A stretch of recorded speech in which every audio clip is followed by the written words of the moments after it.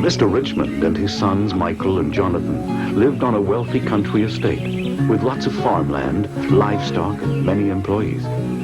Someday, Michael and Jonathan would inherit all this wealth. Jonathan, however, wanted his share now. Mr. Richmond granted him his wish. Jonathan quickly filled his money box and left home.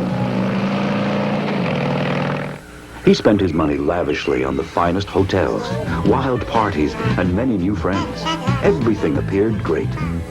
One day, horror gripped him as he looked into his money box. Only 3 pennies left. He hurried to his friends, but they just laughed at him and scoffed.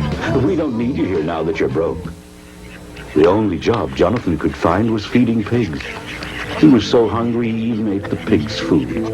Oh, how he longed to be home, even as a hired hand. He jumped up and went home as fast as he could. As he hurried down the farm lane, his father ran to meet him. "Father," shouted Jonathan, "forgive me.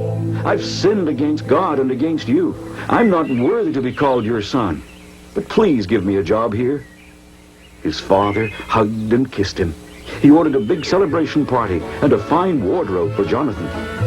Meanwhile, as Michael was returning from the fields, he heard music coming from the house. "Jonathan is back, and your father has thrown a welcome home party," he was told. Michael was angry at his father. He yelled, "All these years I've worked hard for you, and you've never given me such a party. Yet now this waster returns and you throw a grand homecoming. You're unfair."